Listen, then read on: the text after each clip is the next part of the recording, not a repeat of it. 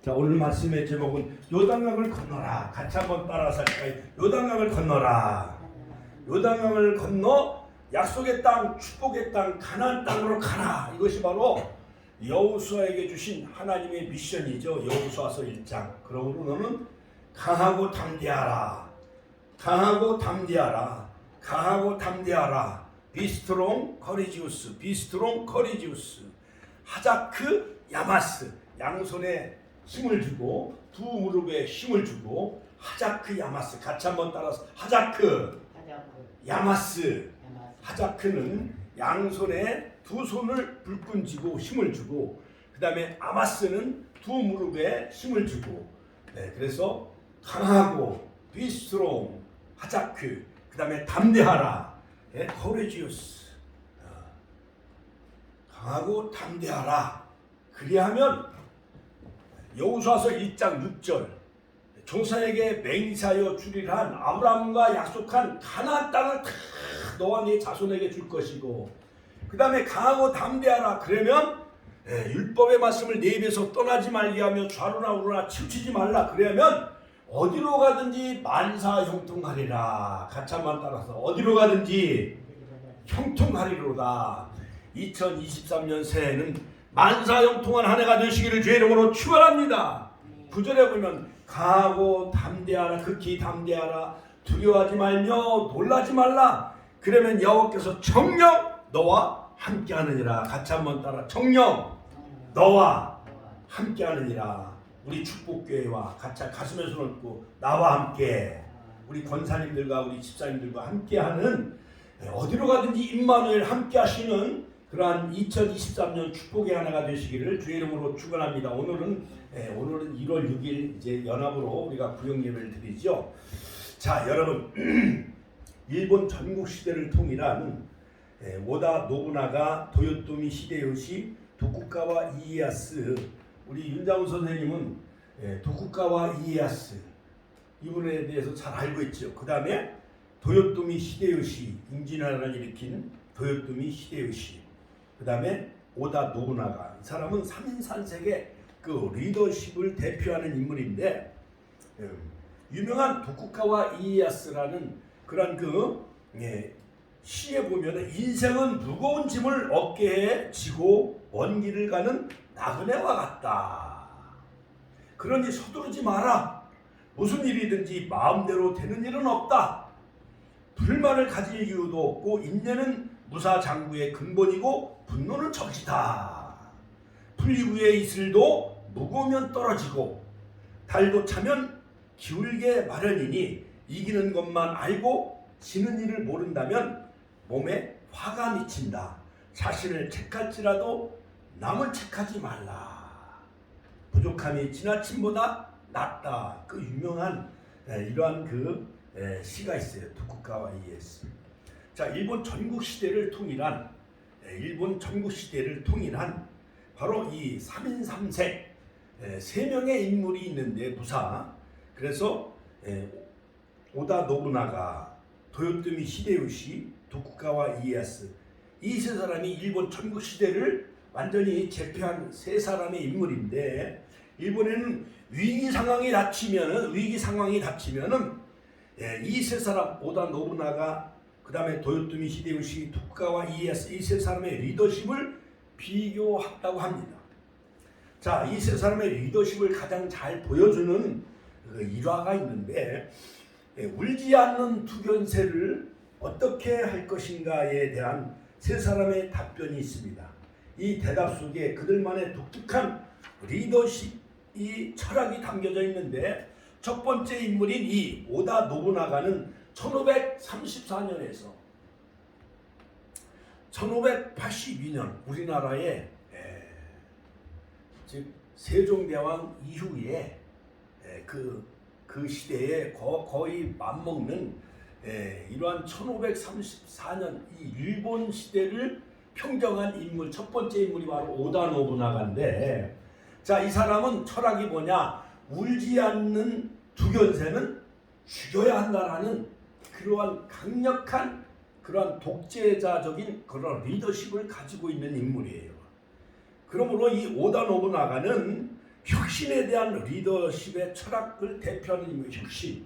자, 이때 당시에 1534년 이때 당시에 1500년대 이때 일본의 포르투갈 상인들이 일본을 먼저 이제 그들이 상륙을 하여 그런데 포르투갈 이 선진 문물을 일본이 먼저 받아들이는데 포르투갈 상인들이 일본을 상륙할 때 가져온 것은 뭐냐면 조총을 손에 들고 일본을 이제 상륙을 해요.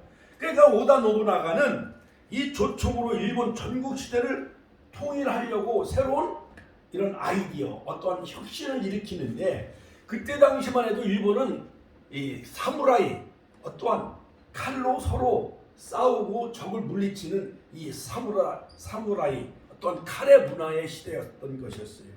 그러므로 사무라이가 칼 대신 총을 들고 혁신을 했던 것입니다. 어떻게 보면 그때 당시에 많은 기득권 세력들은 다 칼을 가지고 싸움을 하는 그 시대였어요. 사무라이 시대.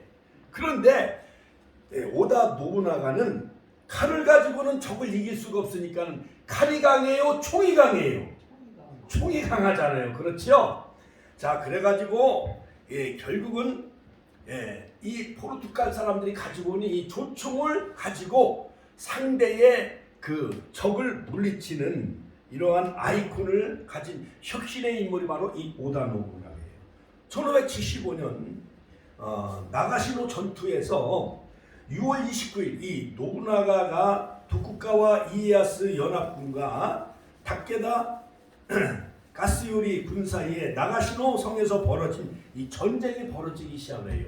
우리나라도 고구려 백제 신라 이 한강 위협을 서로 쟁탈하려고 고구려 백제 신라가 전쟁이 엄청나게 일어났잖아요. 그거 마냥 이 나가시노 전투가 벌어지는데 오다 노부나가는 도쿠가와 이에야스 연합군과 어떤 이 전투에서 최초로 연속 사격 진영 3연리 교대로 발사하는 이러한 그 조총을 개발해요. 자, 그래가지고 이 조총을 가지고 상대 진영인 도쿠가와 이에야스 연합군을 다 물리쳐서 드디어 나가시노 전투에서 승리하게 되어지는데 천하를 이제 제패하고 차지하게 되어져요. 여기서 나온 말이 바로 무대포 정신이요. 무대포 정신. 같이 한번 따라 무대포 정신. 이 무대포라는 것은 다케다 가스요리가 대포 없이 무모하게 싸워 전투에서 진 것을 빗대어 하는 말이요. 그러니까는 이 오다 노부나가는 이 총을 가지고 전쟁에 임했는데 상대 진영은 무대포. 대포라는 것은 총이 없이 칼만 가지고 싸우는 거예요. 칼만 가지고 덤벼드는 사람하고 총을 가지고 총으로 쏘는 사람하고 누가 이겨요? 총이 이기잖아요. 그래서 아무튼 이 전투는 전국시대의 통일을 알리는 서막이 되어졌고 포르투갈 선교사 로드리게스는 이 오다 노부나가를 보고 이런 말을 했습니다. 노부나가는 일본의 전국시대를 종식시키기 위해서 나선 최초의 인물이다. 절반은 그의 이름만 듣고도 무서운 나머지 다 무슨 명령이든 다 복종하게 되어졌다는 거예요. 오다 노부나가는 이름만 들어도 모든 일본 사람의 절반이 다 항복하고 돌아왔다는 거예요. 옛날에 임진왜란 때 이순신 장군, 검선탄 이순신 장군 그 이름만 들어도 일본 외름이 절절 맺잖아요. 그거 마냥 이 오다 노부나가가 결국 이 포르투갈 총을 이것을 혁신을 일으켜가지고 상대 진영 칼, 사무라이 칼을 가지고 싸우는 세력들을 물리쳐서 드디어 오다 노부나가가 결국은 그 전쟁에서 승리하면서 일본을 이제 천하를 이제 통일하게 되어지는데 혼노지의 변이라는 것이죠. 혼노지의 변. 오다 노부나가는 불같은 성격이기 때문에 부하에게 배신을 당해요. 그런데 혼노지의 변이라는 것은 혼노지라는 성에서 이제 오다 노부나가가 천하를 통일하기 위해서 천하를 통일하기 위한 그 목전에 앞두고 70명의 부하를 거느리고 신복을 거느리고 이제 혼노지 성에서 이제 마지막 전술을 구상하고 있었는데 그때 자기의 그 가신 즉 미스히데라는 그런 부하들이 몇만 명, 약 3만 명의 군사를 거느리고 그 자기의 그 주군인 오다 노부나가가 있는 혼노지의 성을 습격을 해요. 그러니까 자기 그 주군, 자기의 그 지휘관 사령관은 70명의 부하밖에 없는 거예요. 그런데 부하가 배신한 가신 미스히데가 3만의 군사를 거느리고 자기 주군, 지휘관 사령관 혼노지 성을 습격을 해가지고 결국 혼노지는 불에 타고 그 성은 불을 타고 불 속에서 오다 노부나가가 죽게 되어져요. 자, 그래서 적은 내부에 있다라는 그러한 그 여러 가지 유행어가 즉 혼노지의 사건, 적은 내부에 있다라는 그 여러 가지 수식어가 결국 혼노지의 사건, 이런 혼노지의 변, 이런 것이 수식어가 되어졌다라는 거예요. 그러므로 적은 내부에 있다. 같이 한번 따라 적은 내부에 있다. 자, 그래서 이제 오다 노부나가 시대는 이제 끝났어요. 이제 그래서 서양사에서도 보면 카이저, 그 로마의 시저를 죽인 사람은 바로 그의 신복인 브루투스가 그 시저를 죽이게 되어지죠.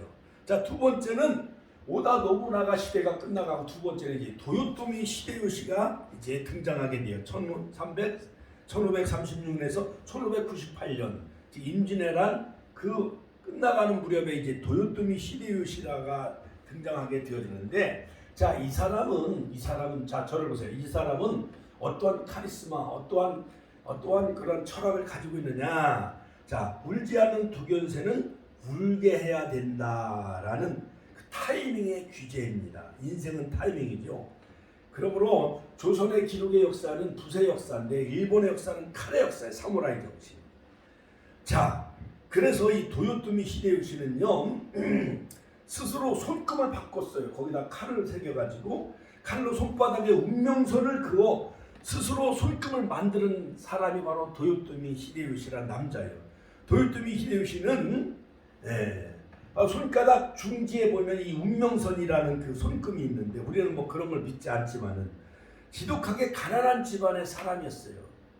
그래서 그는 운명선을 칼로 그어서 운명이 이어지도록 운명아 내 앞길을 막지 말라 하면서 운명선 손끝까지 칼로 새긴 사람이 바로 도요토미 히데요시요. 지독하게 가난한 집안의 아들로 태어났는데 어머니가 재혼하고 양아버지 밑에서 이제 핍박을 받으며 자라기 시작을 해요. 일본 전국 시대를 통일한 이 오다 노부나가가 바로 도요토미 히데요시 이 밑에서 이제 자라가게 되어지는데 거의 매일 맞다시피 하며 그는 천대받는 인생을 살아가게 되어져요. 그래서 이 오다 노부나가라는 엄청난 그 군대의 행렬이 막 지나가는데 도요토미 히데요시가 무작정 그 행렬 앞에 그냥 벌렁 들어놓기 시작을 했다는 거예요. 너무 가난해서 살 수가 없으니 제발 나를 좀 죽여달라고. 도요토미 히데요시는 오다 노부나가의 성적을 볼 때 목을 걸고 한 행동이었어요. 다행히 오다 노부나가는 도요토미 히데요시를 죽이지 않고 오히려 자기의 부하로 끌어들여요. 자, 제일 먼저 맡긴 일은 뭐냐? 변소직이었어요. 같이 한번 따라 변소직이.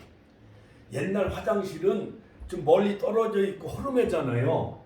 그러니까는 이 장군이 오다 노부나가가 변소를 들어가고 나갈 때 적군이 습격하면 그대로 죽을 수밖에 없으니까 변소를 지키는 변소지기를 이 도요토미 히데요시에게 맡겼다는 거예요. 그래서 샤방샤방 막 윤기가 나고 청소를 너무 깨끗하게 차는 뭐든지 아끼면 일을 잘하는 거예요. 도요토미 히데요시는. 오다 노부나가가 아끼던 금술잔을 우물에 빠뜨렸어요. 근데 아무리 그 금술잔을 꺼내려고 해도 못 꺼내는 거야. 그런데 도요토미 히데요시가 타이밍의 귀재인지라 새로운 아이디어, 지혜를 짜내는데 물을 일시의 항아리에 있는 물을 쏟아부었어요. 그 우물에다. 그러니까 금술잔이 떠올라야 안 떠올라요. 떠올릴 때 그때 즉시 그 금술잔을 건졌다는 얘기가 있습니다. 그러니까 도요토미 히데요시는 머리가 좋았다는 거예요. 머리가 잘 들어갔다는 거예요. 그 도요토미 히데요시는 오다 노부나가의 신임을 얻게 되어졌습니다. 그래서 결국 혼노지에 변해서 오다 노부나가가 죽자 이제 마쓰에 대해서 복수함으로써 그 사람을 도요토미 히데요시가 오다 노부나가를 죽인 그 어떠한 가신 마쓰 시대 그 배신한 그 사람을 결국 복수해요. 마쓰 히데를 죽임으로 이제 천하는 이제 도요토미 히데요시가 이제 차지하게 되어져요. 자, 그래서 이제 흑수저에 성공한 스토리가 나오는데 그는 관백의 지위까지 올라간 도요토미 히데요시는 훌륭한 정책을 펴게 되어지는데 여러 가지 많은 도수령을 개발한 농민들에게는 칼을 차지 말고 농사일에만 열심히 하라. 그리고 이제 60세가 가까이 되자 이 도요토미는 드디어 이제 아들 한 명을 낳아요. 아들 히데요리를 얼마나 아꼈는지 그가 여러 가지 늦게 장가 들어가고 60세의 아들을 하나를 낳아요. 도요토미 히데요리. 그래서 쇼군이 돼야 되는데 관백의 지위까지 그가 이제 올라가면서 자기를 복수할 많은 그러한 그 어떠한 다이묘 이런 사람들을 다 쳐서 없애고 혼인을 금지시키고 쇼군을 다 폐지시켜요. 자, 그러면서 이제 드디어 이제 도요토미 히데요시는 쇼군이 되지 못하고 이제 관백에까지만 올라가게 되어지는데 마지막 세 번째 인물이 바로 도쿠가와 이에야스, 천하를 통일한 도쿠가와 이에야스가 드디어 이제 새로운 인물이 나오는데 도쿠가와 이에야스는 1542년에서 1616년까지 사이에 일본을 통일한 그러한 인물인데 이 인물은 두견새가 울지 않으면 울 때까지 기다린다. 같이 한번 따라. 두견새가 울지 않냐면 울 때까지 기다리는 인내와 끈기의 사람이었어요. 그런 철학을 가진 사람이었어요. 그러한 전략가였었어요. 자, 대단한 인물이죠. 자, 도쿠가와 이에야스는 차가운 돌도 3년을 앉아 있으면은 차가운 그러한 그 차돌을 만지면 차갑잖아요. 차가운 차돌에 3년을 앉아 있으면 따뜻해진다는 그런 그 말이 나올 정도로 도쿠가와 이에야스는 아무리 차가운 돌 위라도 3년이라는 세월을 앉아 있을 정도로 참고 견디는 인물이었어요. 그래서 그는 무려 약 3년이 아니라 75년 동안 그는 이쪽 어떠한 가문의 노예로 가서 일을 하기도 하고 저쪽 가문에서 또 노예도 일을 하기도 하고 이렇게 그는 여러 가지 많은 사람들에게 여러 가지 인질로 잡혀서 살았지만은 그는 끈질기게 인내하며 또한 참고 견디는 그러한 그 세월을 보내게 되어져요. 자, 그래가지고 그는 이제 또 변방으로 막 저쪽 변방 교토로 이제 쫓겨나가기도 하고 그러는데 도쿠가와 이에야스는 일본에서 중요한 승부처가 될 때마다 이런 말을 인용하는데 즉 1600년대에 세키카하라 전투 같이 한번 따라서 세키카하라 전투 이 세키카하라 전투라는 것은 어떻게 보면은 어떠한 승부처예요. 승부처 바둑에 있어서도 승부처가 있듯이 예를 들어서 박정희 대통령이 5.16 혁명을 일으킨 것 마냥 그 다음에 전두환 대통령이 12.12 쿠데타를 일으킨 것 마냥 어떤 세키카하라 전투 이것은 큰 승부처가 있을 때 이것이 바로 세키카하라 전투가 되게 하라는 말이 생겨나올 정도로 세키카하라 전투는 도요토미 히데요시가 어린 아들 이제 60세 난 아들이 있잖아요. 도요토미 히데요리만 남겨둔 채 죽자 도쿠가와 이에야스는 섭정의 수반으로 권력을 이제 장악을 하게 되어지는데 자 바로 이 도쿠가와 이에야스에게 도전함으로 전략적 요충지였던 세키카하라에서 맞붙게 되어져요. 이시다 도쿠가와 그 다음에 이시다가 이제 도쿠가와 이에야스에 이제 도전을 해. 그러니까 도요토미 히데요시는 이제 그 사라지고 이제 막 이제 천하만 춘추 전국 시대 마냥 이렇게 어지러운 시대에 도쿠가와 이에야스가 나타나게 되어지는데 에도 시대에 이 세키가라 전투에서 승리하게 되어져요. 승리하게 되어져요.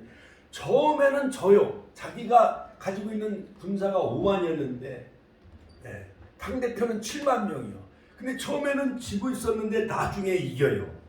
자, 그래서 그 사람의 철학은 뭐냐? 적군의 목을 베어오든지 아니면 내가 목이 잘리든지 이러한 엄청난 카리스마를 가지고 새로운 시대를 평정한 인물이 바로 도쿠가와 이에야스예요.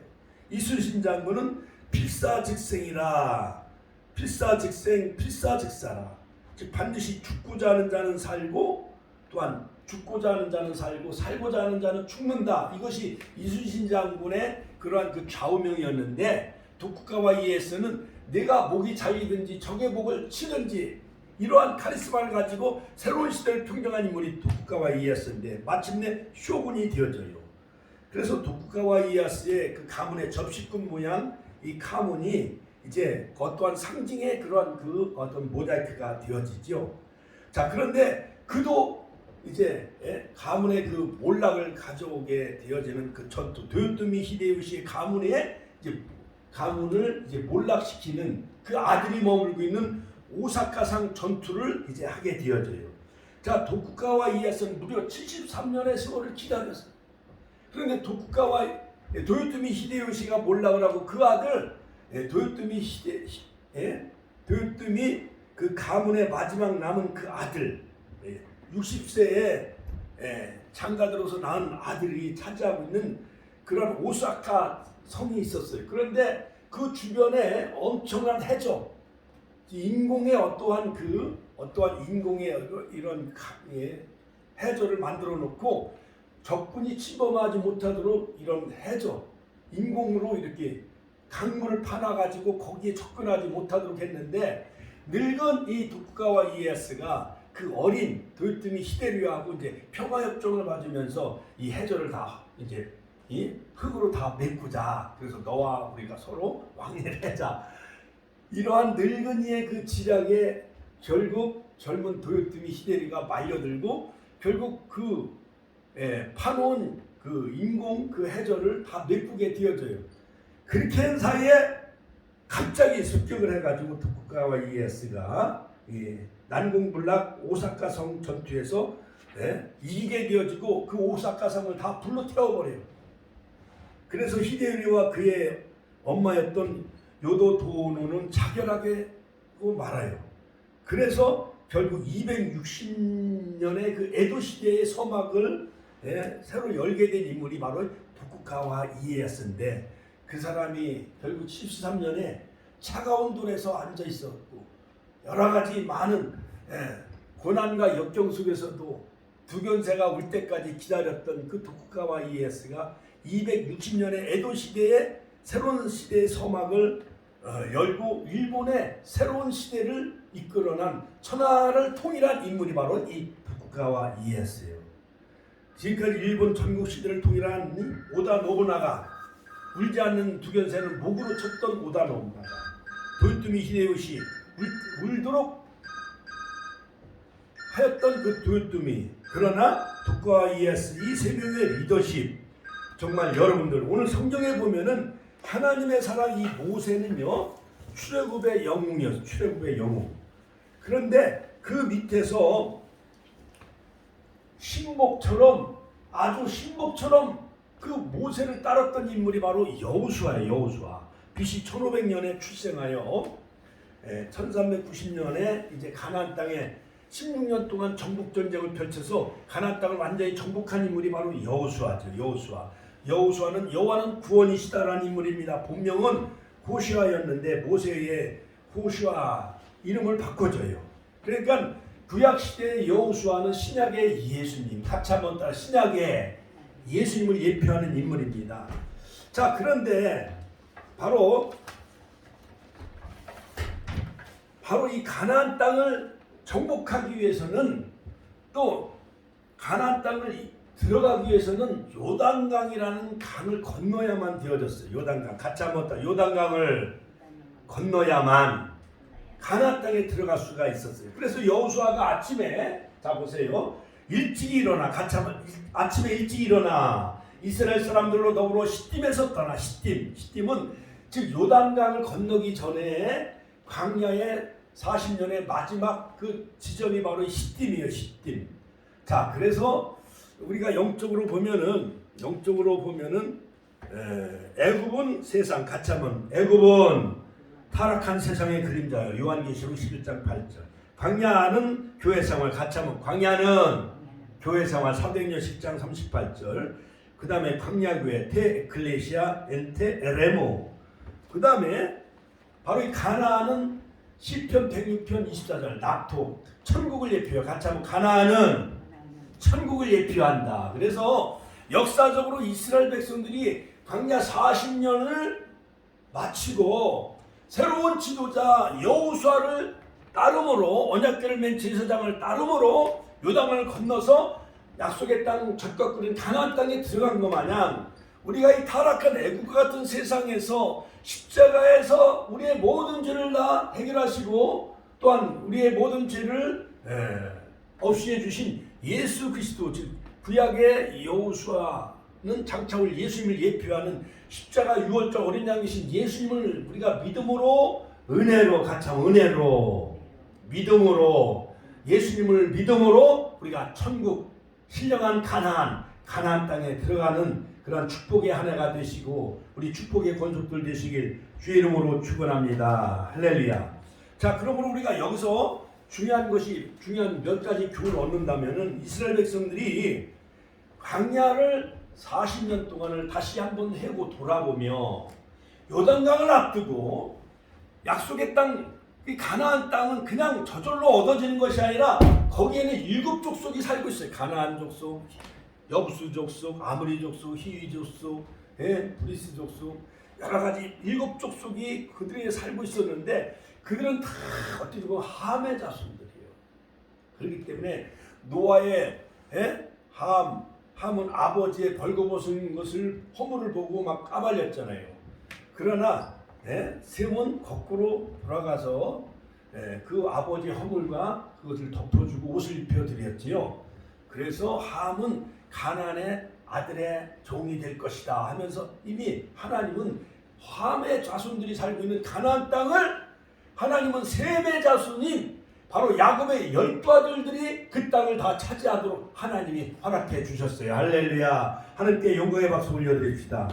우리가 지나온 2022년 한 해를 우리가 되돌아보며 무엇보다도 이제 약속의 땅 2023년 새해가 밝았습니다. 이제 우리가 이제 1월 22일이 이제 설날이니까 이제 설날 떡국을 먹어야 드디어 새해가 되어지는 거잖아요. 그렇죠? 이제 남은 약 20일 동안 우리는 이 요단강을 건너야 돼. 요단강. 같이 하면 요단강을 건너서 젖과 꿀이 흐르는 축복의 땅으로 나아가자. 할렐루야. 하나님께 영광의 박수 올려드립니다. 자, 그들이 살아온 광야 40년의 생활은 배신과 불순종의 세월이었습니다. 원망하며 불평하며 하나님을 불신앙했어요. 말의 쓴물을 만났을 때 막 불평하고 모세는 지시한 나무를 꺾어 던졌을 때 말의 쓴물이 덜어지지요. 출애굽기 15장. 그 다음에 광야에 나갔을 때 애굽에 가져온 양식이 떨어지자 양식이 없다고 또 원망해요, 안 해요? 원망, 불평, 불신앙에 빠져요. 또 배신해요, 불순종해요. 그러니까 지도자 모세를 향해서 원망, 불평해. 자녀들이 막 돈을 안 주고 학용품이 떨어지고 어디 소풍 가고 여행 가는데 옷이 없으면 엄마를 원망해요, 안 원망해요? 원망하잖아요. 자식들도 그거 마냥 모세를 원망하는 거예요. 하나님을 향해 원망하는 거와 똑같은 거예요. 그래서 만나를 먹여주시고 메추라기를 내려주시고 그 다음에 반석에서 생수를 마시게 하셨어요. 또 그들이 살아온 40년의 세월은 불평과 불만의 세월이었어요. 자, 또 그들이 살아온 40년의 세월은 감사할 줄 모르고 원망 불평만 하는 그러한 그 광야 생활이었었어요. 그런데 이제 광야를 다 이제 생활을 40년 마치게 하고 물론 이제 가나안 땅 코앞에 가데스에서 림마에서 가데스 거기서 정탐꾼들이 12명이 40일 동안 정탐하면 불신앙에 빠져요. 민수기서 13장 14장. 그래서 하루를 1년으로 계산해가지고 38년 동안 같이 한번 38년 동안 불신앙 때문에 그들은 광야에서 그들은 하나님은 광야에서 그들을 거기서 뺑뺑이 치게 해요. 광야에서 그들은 방황하게 하는 엄청난 그러한 그 벌을 하나님이 내리셔요. 림마와 가데스는 오난과 천안 사이 이렇게 가까운 곳인데 바로 그냥 들어가면은 가나안 땅이에요. 예를 들어서 KTX 열차를 타거나 서남역에서 새마을로 열차를 타면 바로 서울에 입성할 수가 있어. 근데 순종하지 않냐고 난 싫어 애굽으로 돌아갈래. 그 땅은 거미는 삼킨 땅이다. 우리는 메뚜기에 불과하다. 자기를 보고 메뚜기라고 한 사람도 없는데 40일 동안 정탐을 해고 와서 메뚜기 콤플렉스에 빠져 열등의식에 빠져. 그래서 뭐 교회 다녀도 병도 안 나고 뭐 축복이 안 떨어지고 막 요즘 말로 말하면 그런 것만 바라보고 열등감 패배의식에 사로잡혀 불신앙에 빠짐으로 38년 동안 방황하게 하는 엄청난 시험에 빠지게 되어져요. 우리는 10명의 정탐꾼 마냥 불신앙에 빠지지 마시고 열등감 패배의식에 빠지지 마시고 절대 감사 절대 신앙으로 살아가실 한 해가 되시길 주의 이름으로 축원합니다. 그 중에서 여호수아와 칼렙만 적극적이며 긍정적인 신앙을 가졌고 올라가 취하자 저는 우리의 밥이다. 같이 한번 따라서 올라가 취하자 저는 우리의 밥이다. 하나님이 기뻐하시면 이 땅은 젖과 꿀은 아름다운 땅이다 하면서 저는 우리의 밥입니다 하면서 올라가자고 했는데 나머지 10명은 불신앙에 빠지고 불신앙의 그 보고를 들은 많은 이스라엘 백성들은 돌을 들어 모세를 막 쳐서 죽이려고 해요. 애굽으로 막 돌아가자고 해요. 그것 때문에 하나님은 38년 동안 방황하게 하시오. 드디어 이제 모압 평지에서 신명기 3번의 설교를 하시고 모세는 이제 느보산 모압 평지 모압의 골짜기 느보산에서 하나님이 그를 120세에 들어가시고 가나안 땅 들어가기 2달 전에 2달만 더 살겠으면 요단강을 건너 가나안 땅에 들어갈 수가 있잖아요. 모세도요. 그렇지요. 근데 모세의 사명은 거기까지야. 요단강 건너기 전까지 모압 땅까지. 그 다음에 아론은 호르산에서 123세에 하나님은 호르산에서 123세에 하나님은 아론을 걷어가시오. 데려가시오. 우상숭배에 빠지게 해갖고 백성들을 부추겨서 불신앙에 빠지게 했던 아론도 하나님은 데려가시오. 그 다음에 가데스에서 가나안 땅에 들어가 1년 전에 미리암도 하나님이 다 데려가셔요. 출애굽의 지도자인 모세, 여호수아, 그 다음에 미리암 3명을 하나님이 다 데려가셔. 그리고 새로운 지도자 같이 한번 새로운 지도자 여호수아를 중심으로 가나안 땅에 들어가게 하시는데요. 그들은 40년 세월 감사할 줄 모르고 원망 불평에 빠져요. 여러분 새해에는 원망 불평하지 마시고 5월 연습장님 오늘 뭐 미장원에 가서 지금 염색한다고 아직 못 나왔잖아요.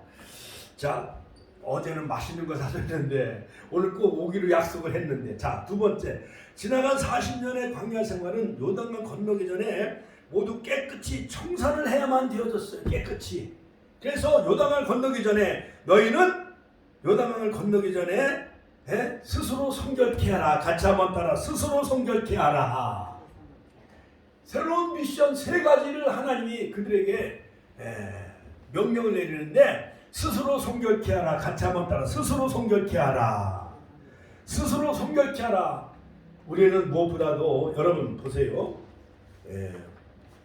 이스라엘 백성들도 출애굽기 19장에 보면 시내산에서 1년 동안 거기서 머무르면서 불과 연기와 구름과 그런 내성 그런 가운데 하나님이 강림하시잖아요.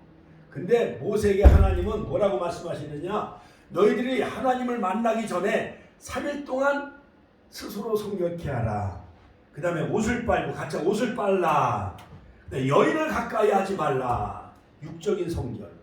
그 다음에 외모 모든 옷을 깨끗이 빨라. 그 다음에 하나님에 대해서 준비하라. 하나님의 역사에 대해서 기대하며 준비하라. 그러므로 우리가 주일날 하나님을 만나러 올 때에 3일 동안은 금, 토, 일 3일 동안 우리가 옷을 깨끗한 옷을 입고 와야 돼. 하나님을 만나기 위해서는. 여인을 가까이 하지 말고 부정한 술이나 나쁜 짓 해서는 안 되고 할렐루야. 기도로 준비해야 돼. 주일날 하나님을 만나는 그러한 그 영적인 준비를 해야 하시길 주 이름으로 축원합니다. 그 다음에 두 번째 미션은 뭐냐? 언약궤를 맨 제사장의 뒤를 따르라. 같이 한번 따라. 언약궤를 맨 제사장의 뒤를 따르라. 자, 오늘 보면 여호수아서 3장 계속 보면은 자 3절에서는 뭐라고 말씀하셔? 자, 언약궤를 맨 것을 보거든 너희는 그것을 떠나 그 언약궤를 맨 제사장의 뒤를 따르라 이렇게 명령하잖아요. 그러므로 새해는 예수님을 바라보고 말씀을 따라가시고 지도자인 목사님의 뒤를 따르며 적과 그런 가난의 축복의 하나가 되시기를 주의 이름으로 축원합니다. 언약궤를 맨 제사장의 뒤를 따르는 것은 언약궤 안에는 세 가지가 있잖아요. 십계명과 아론의 쌍난 지팡이와 만나 하나님의 임재를 상징해. 같이 한번 하나님의 임재를 상징하여 언약궤를 맨 제사장. 언약궤를 따른다는 것은 뭐냐? 법궤를 따른다는 것은 하나님과 동행한다는 의미예요. 그러므로 하나님께 절대 순종. 같이 한번 하나님께 절대 순종. 여러분 자 보세요.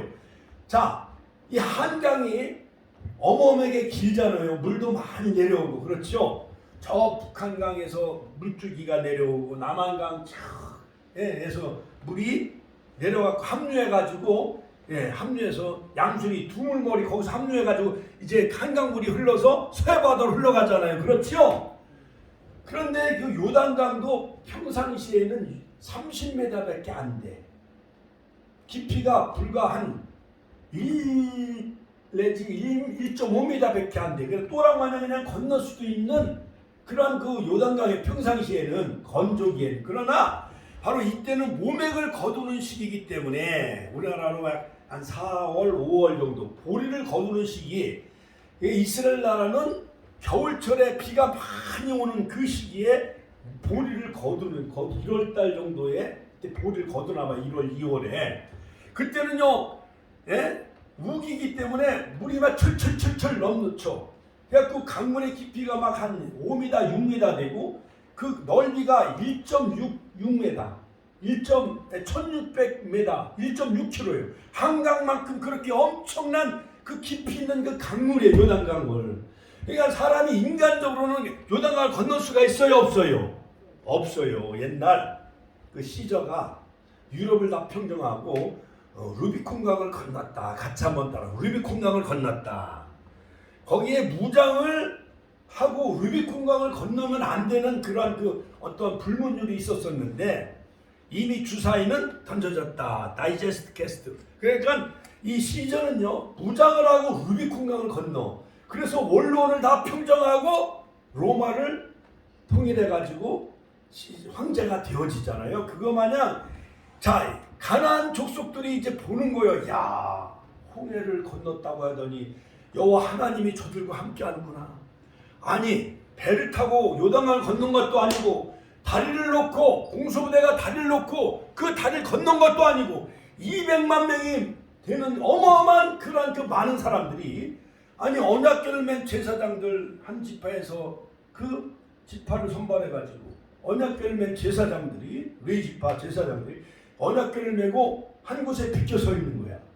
그런데 200만 선발대가 루벤 지파, 갓 지파, 그다음에 므낫세 반 지파가 선발대로 나서고 그다음에 본진 200만 이스라엘 백성들이 그 뒤를 따르는데 저 아담 성읍에서부터 물이 끊어지고 거기서 쌓이고 사르단 계곡을 통해서 요단강이 점점 마른 땅이 되어진 거예요. 같이 한번 요단강이 마른 땅이 되어졌더라. 여러분 한강이 우리가 이 어떠한 말씀 이 귀한 말씀을 우리가 딱 들고 제사장이 어깨에 이 말씀을 어깨에 메고 십자가를 앞세우고 목회자들이 한강아 멈춰져라 하면서 건넌다고 오늘날 그 한강물이 멈춰져요 안 멈춰져요? 안 멈춰지잖아. 근데 그때 당시에는 하나님의 놀라운 그 초자연적인 역사로 언약궤를 맨 제사장들이 법궤를 어깨에 메고 요단강에 들어섰을 때 요단강이 멈춰졌나요 안 멈춰졌나요? 멈춰진 거예요. 하나님께 영광의 박수 올려드립니다. 홍해는 갈라놓고 건넜지만은 요단강 언약궤를 맨 제사장들이 발에 발을 내디뎠을 때 흐르던 요단강이 멈춰진 것 마냥 코로나도 멈춰질지어다. 할렐루야. 가난도 멈춰질지어다. 끊어질지어다. 모든 문제도 다 해결될지어다. 할렐루야. 이러한 축복의 한 해가 되시기를 주의 이름으로 축원합니다. 축원합니다. 그 다음에 세 번째는 요단강에 들어서라. 같이 한번 더. 요단강에 들어서라. 여호수아서 3장 13절 말씀. 발을 디뎌놓을 때 같이 한번 믿음으로 행동할 때, 자 믿음으로 행동할 때 같이 한번 믿음으로, 자 3장 5절에 보면 스스로 성결케 하라. 3장 3절에 보면 언약궤를 맨 제사장의 뒤를 따르라. 그 다음에 요단강에 들어서라. 자 3장 5절에도 언약궤의 뒤를 따르라. 그 다음에 백성들을 앞서 나아가게 하라. 자 그리고 바로 여호수아서 3장 13절에 보면은 그들에게 명하여 이르기를 너희가 요단에 들어서라. 요단 물가에 이르거든 요단에 들어서라. 같이 한번 요단강에 들어서라. 3장 8절. 여러분 우리 권사님들 많이 이정구 권사님 하나님 나라 갈 때 며칠 후 요단강 건너가 만나리 찬송가에도 나오잖아요. 영적인 의미로 이 지도에 나와 있는 것만 요단강을 건너면 가나안 땅에 들어가듯이 요단강은 하나님의 역사와 기적이 아니고는 건널 수 없는 강이요. 그렇게 불가능한 그 미션 요단강을 건넌다는 것은 언약궤를 맨 제사장 오늘날 말하는 예수님으로만 십자가 유월절 어린 양 피로만 우리가 구원받을 수 있고 성령의 세례로 말미암아 우리가 그 능력을 힘입어 요단강을 건너 홍해는 물세례 구원받았어. 우리가 교회에 나온 10년 전 20년 전에 우리가 물세례 받아서 하나님의 백성이 되어졌지만은 그러나 영적으로 그 신명기 말씀 시내산에서 그 언약의 말씀으로 무장하지 아니하고는 십계명과 아론의 쌍난 지팡이 그 다음에 만나 이것은 예수님을 상징해. 예수로 말씀으로 충만해서 광야에서 태어난 다음 세대들은 홍해를 어떻게 건넌지 알 수가 있어요 없어요? 태어나지 않았기 때문에 모르잖아. 그렇죠? 예를 들어서 요즘 보영이 소영이가 6.25 때 막 피난 간 얘기 해보면 걔네들이 알아들어요? 못 알아들어? 못 알아들어. 지금 2000년 이후에 태어난 19살 20살 얘네들은 뭐가 뭔지 몰라. 6.25가 3년 동안 어떻게 3년 1개월 동안 어떻게 고난당하고 중업밥 먹고 저 낙동강전선 부산까지 피난 갔도 한 얘기 해봐야 그들은 영화나 뉴스나 이런 역사책으로만 알고 있지 그 고생한 거 알아요? 몰라요? 몰라.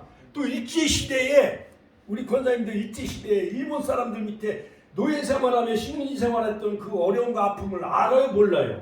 몰라. 그거 마냥 강에서 태어난 그런 40세 이하 되는 어린아이들은 그걸 모르는 거예요. 그래 하나님이 여호수아를 모세처럼 크게 하기 위해서 지도자로 그를 높이기 위해서 물론 요단강을 건너야만 하나님의 놀라운 능력의 역사로 건너게 하심으로 가나안 땅들이 백성들이 다 기절초풍하게 만들고 오직 가나안 정복은 하나님의 거룩한 전쟁 홀리고 하나님의 전쟁이라는 것을 그들에게 알게 하기 위해서 또 광야에서 태어난 그 출애굽 세대 말고 그들은 다 광야에서 세렛과 이에야 바르면서 다 죽지요. 광야에서 태어난 다음 세대들에게 자 여호수아가 이제 드디어 모세처럼 언약궤를 맨 제사장을 앞세우며 요단강을 건너게 함으로 이 모든 백성들이 여호수아를 지도자로 따르나요 안 따르나요? 따르는 거예요. 여러분 제가 만약에 죽은 사람을 많이 살리고 많은 병자를 많이 고치면 소문나가지고 많은 사람들이 우리 축복교회 나와요 안 나와요? 야 축복교회 남목사님 막 뭐 안병도 고치고 소경도 낫게 귀머거리도 낫게 하고 뭐 안병도 낫게 하고 무슨 병이든지 다 안수하면 낫는다 그러면 사람들이 막 모여요 안 모여요? 그거 마냥 요단강을 건넜을 때 이스라엘 백성들이 드디어 여호수아를 신뢰하고 따르게 되어졌다라는 거예요. 할렐루야. 하나님께 영광의 박수 올려드립시다. 할렐루야. 3장 7절에 여호수아를 모세와 같은 지도자로 크게 쓰시겠다고 하십니다. 가나안 정복 말씀 순종 여부에 달린 거예요. 그러므로 가나안 정복은 하나님의 말씀을 하나님을 믿으면은 그냥 다 정복하는 그런 그 하나님의 전쟁이었대요. 리빙갓 같이 한번 리빙갓. 그러니까 가나안의 모든 신들은 다 무당이나 점쟁이는 다 죽은 신이요. 여호와 하나님만이 살아계신 하나님이요. 가나안 7족속. 그러므로 그들에게 온 땅의 주가 되신다 하나님이 창조주가 되시고 전능하신 하나님이다. 요단강도 마른 땅과 같이 건넜다라는 소문이 퍼지자 가나안 족속들은 싸워보지도 못하고 간담이 손으로 다 그냥 오합지졸이 된 거예요. 그들은 다 이미 영적인 전쟁에서 이미 하나님이 여호수아를 통해서 이스라엘이 미리 승리케 하셨어요. 이긴 전쟁이요. 같이 한번 이긴 전쟁.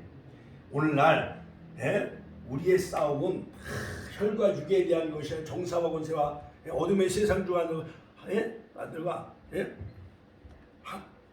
영들의 어둠 하늘에 있는 영들과의 싸움이에요. 할렐루야.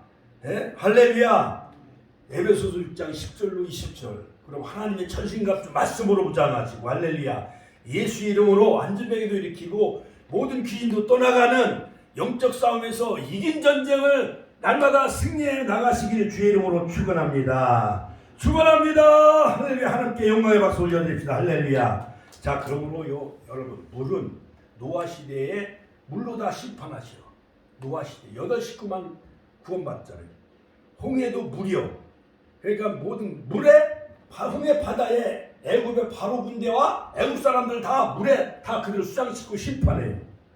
요단강도 물이에요. 여러분 이스라엘 백성들이 가나안 땅을 향해 가는데 그 가로막고 있는 그 장애물이 뭐였어요? 내가 지금까지 설교했잖아. 가로막고 있는 게 뭐였어요? 여호수아 앞에 뭘 건너야만 되어졌어? 요단강. 같이 하면 요단강도 물이었어요. 요강이 아니라 요단강이요. 저 헐몬산에서 만년설 거기 눈이 녹아갖고 갈릴리 호수를 지나 요단강을 건너 염해 사해바다로 흘러가는 요단강 물이 1.6km니까 저 한강물처럼 엄청난 그런 그 큰 물이 내려가는 그 강물이란 말이에요. 우리 앞에 이러한 강물이 놓여 있을지라도 질병, 며느리가 방해하고 주변 사람들이 방해치고 한다 할지라도 우리는 언약궤를 맨 제사장 예수님을 앞세우며 말씀을 앞세우며 성령의 인도함을 따라 첫 번째 성결케 하자. 같이 한번 더 성결케 하자. 말씀을 순종하자. 하나님 말씀, 예수님 말씀 순종하자. 그리고 믿음으로 요단강에 들어서자. 할렐루야. 야고보서 있는 2장에 있는 말씀은 행함으로 기생 라합이 구원받았어. 여리고성을 다 진멸해냄. 다 진멸하는 명령을 내려요. 그러니까 여호와 하나님 앞에 바친 거예요. 해냄. 나중에 또 수요일날 금요일날 강해 설교 때 제가 또 설교하겠지만 그 중에서 여리고성이 다 무너진다 할지라도 심판받는다 할지라도 기생 라합은 믿음으로 붉은 줄을 내림으로 기생 라합만 구원받게 되어져요. 이처럼 이 세상이 다 망한다 멸하고 심판받는다 할지라도 기생 라합은요 마태복음 예수님 족보에 들어가게 되어지잖아요. 이처럼 여호와의 편에 서야 돼요. 같이 하면 여호와의 편에 서자. 기생 라합이 자기네들 나라 편에 쓴 게 아니요 하나님 편에 돌아선 거예요. 정탐꾼들을 다 영접해 줬어. 우리가 예수님을 영접해야 돼요. 하나님의 지도자를 잘 영접해야 돼요. 우리 권사님들 뭐든지 식사할 때 지도자를 잘 대접을 해야 되는 거예요. 신방갈 때 잘 대접해야 되는 거예요. 전도할 때 전도해야 되고 기생 라합만 구원받게 되어진 것처럼 정탐꾼을 잘 영접하고 하나님 편에 돌아서고 즉 하나님이 홍해를 건너고 요단강을 건너게 하신 그 하나님은 상천하지 하나님 것을 알게 된 거예요. 그런 믿음을 가지시길 주의 이름으로 축원합니다. 그러므로 가나안 정복 전쟁은 하나님이 하시는 전쟁이기 때문에 살아계신 주, 온 땅의 주, 성결을 요구하시는 주님, 약속을 지키신 하나님, 가나안의 죄악을 심판하신 하나님, 할렐루야. 무자비한 하나님이 아니라 모든 가나안의 그 우상과 죄악을 심판하시고 하나님의 백성인 여호수아를 죽이시고 이스라엘 백성들에게 가나안 땅을 선물로 주신 것처럼 그러한 하나님 편에 서는 자, 젖과 꿀의 가난의 축복을 누리는 복된 하나가 되시기를 주의 이름으로 축원합니다. 주여 보내주신 통로로 기도했습니다. 주여 주여.